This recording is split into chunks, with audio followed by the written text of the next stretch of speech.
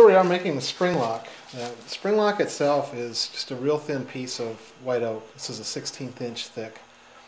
I'll give you some measurements.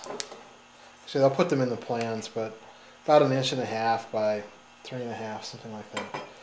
It's not real critical. And what you want to do is on the line that marked the bottom of the case, this is the bottom line you drew, you want to chop out with your bench chisel, just chop out a little rectangle that this piece will fit into. So it should be flush then with the surface.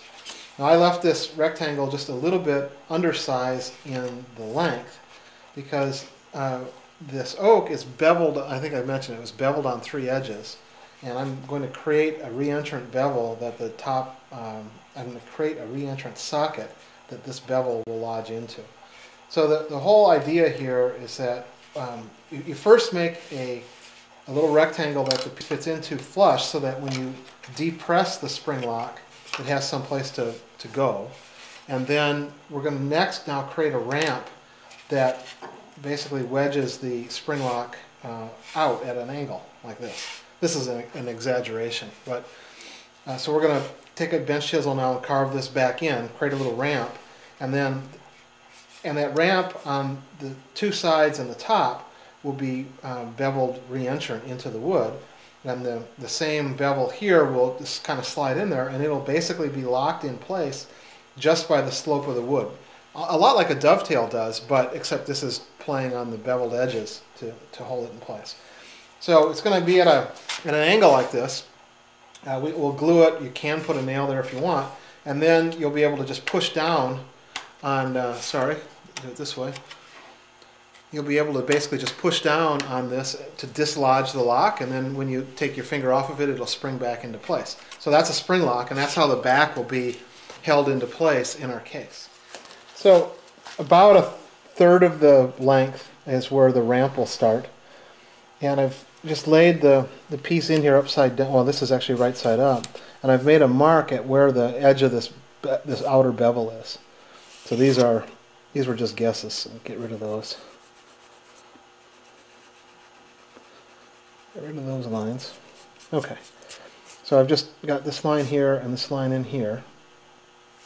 So the first thing I'm going to do is create the ramp. I'm going to punch down on this line and go straight down and again create a ramp of maybe 5 or 10 degrees. And then the last thing I'll do is I'll come back and I'll punch at an angle underneath that line to create the matching socket for these 3 bevels.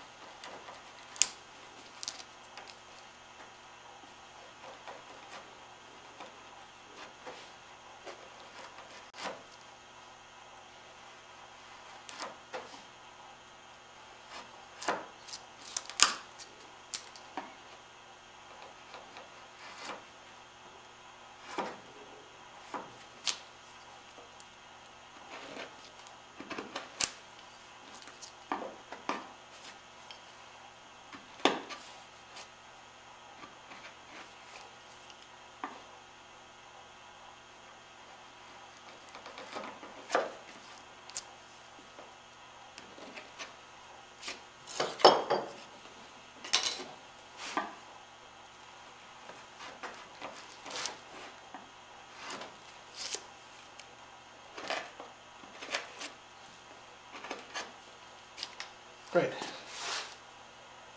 So now I'll come back and put these bevels in.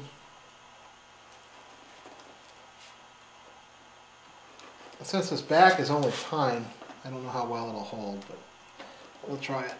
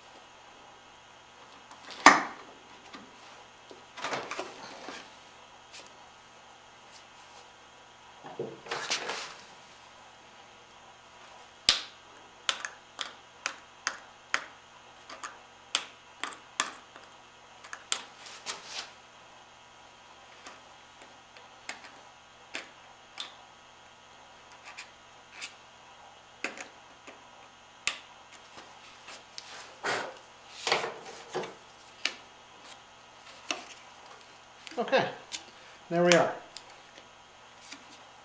Now, the only thing I think that needs to happen here, just play with the fit a little bit, but this is a little bit bulgy here, so I'm going to just taper this off in this region a little bit, drop down the background basically, but that's a functional spring lock right there.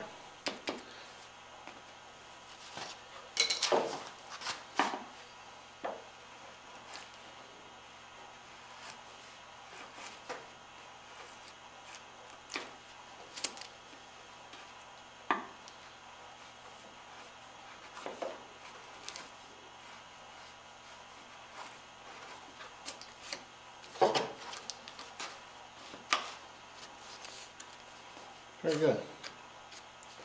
Now, the only thing you've got to do, I'll probably put this in place and check it out a little bit. I probably went back in just a bit far, but just play with the position once the back is in place.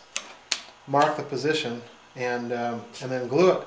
And it really is all you should need. I don't believe you'll need a nail, although I think there's enough thickness on the back that if you want to put a nice rose head nail there, you could. But that should stay in place without a nail. Very good. Spring lock. Alright, the glue pot's warm. Time to glue this thing in. For those of you who haven't used hide glue before, this is what it looks like.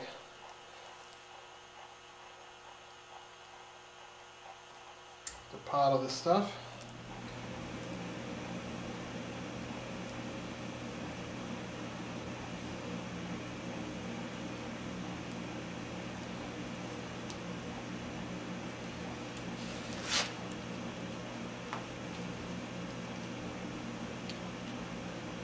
There we go.